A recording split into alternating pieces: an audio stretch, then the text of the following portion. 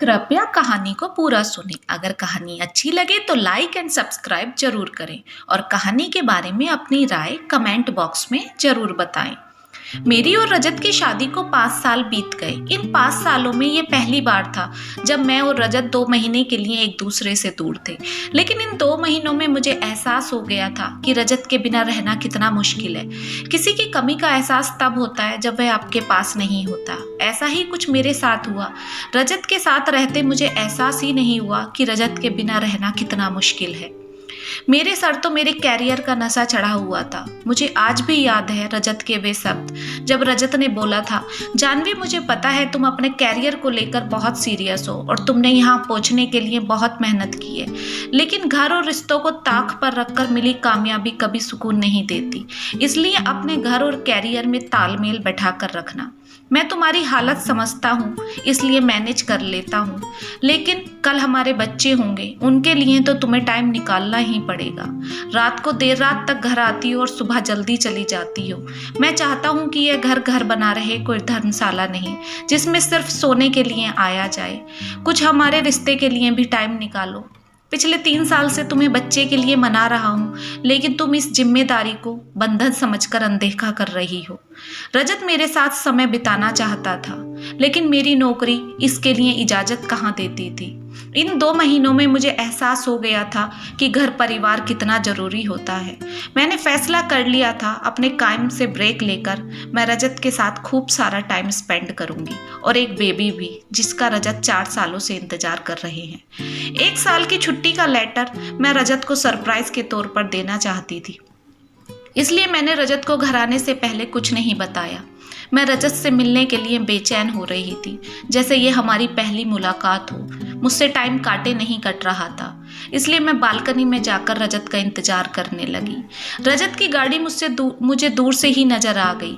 मैंने फ्लैट की सारी लाइटें बंद कर दी क्योंकि रजत को सरप्राइज जो देना था।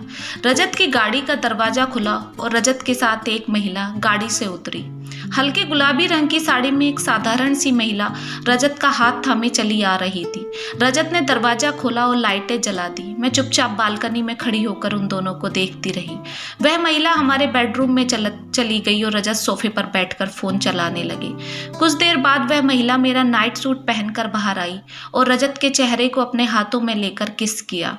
चलो रजत, फ्रेश हो जाओ, सारा दिन थक जाते हो, मैं चाय लेकर आती हूँ, कहकर किचन में चली गई। रजत की आंखों में एक अलग ही चमक थी। ऐसा संवाद मेरे और रजत के बीच कभी नहीं हुआ था। कुछ देर बाद रजत फ्रेश होकर ड्राइंग रूम में आ गए और वह महिला चाय के 2 प्याले लेकर रजत के पास पहुंच गई। दोनों ने साथ बैठकर बड़े सुकून से चाय पी। उसके बाद वह महिला कप उठाकर किचन की तरफ चली तो रजत ने उसकी साड़ी का पल्लू पकड़कर अपनी ओर खींच लिया और उसके होठों को अपने होठों से पकड़ लिया। मैं अपनी आंखों पर विश्वास नहीं कर पा रही थी। जिस रजत पर मुझे इतना भरोसा था, आज वह मुझे धोखा दे रहा था। मेरे हाथ से मेरा फोन छूटकर गिर गया और दोनों झटके से अलग हो गए। अलग होकर बालकनी की तरफ देखने लगे। मैं चुपचाप कोने में छुपी रही क्योंकि अभी मेरे सवालों का जवाब मिलना बाकी था। यह बालकनी का दरवाजा तुमने ठीक नहीं कराया, जरा हवा से आवाज करने लग जाता है। तुम्हारी पत्नी आकर तुम्हें डांट लगाएगी, उस महिला ने रजत की तरफ देखते हुए बोला। मेरी पत्नी तुम हो पायल। जानवी को तलाक देकर मैं तुमसे शादी कर लूंगा। जानवी से मुझे कभी एक पत्नी की तरह प्यार और अपनापन नहीं मिला। वो तो बस अपने कैरियर से प्यार करती है, उसे मेरी कोई ज़रूरत नहीं, लेकिन मुझे एक पत्नी की ज़रूरत है और एक पत्नी का प्यार, अपनापन, देखभाल मुझे तुमसे मिली है। मैं तुम्हें किसी कीमत पर नहीं छोड़ सकता। ये फ्लैट जानवी का है। जानवी के आने के बाद हम दोनों नए फ्लैट में शिफ्ट हो जाएंगे। मुझे मेरे कानों पर यकीन नहीं हो रहा था। मेरी दुनिया उजड़ चुकी थी। चाह कर भी मैं अपने रजत को वापस नहीं पा सकती थी। वह बहुत दूर निकल चुका था, सिर्फ और सिर्फ मेरी गलती की वजह से।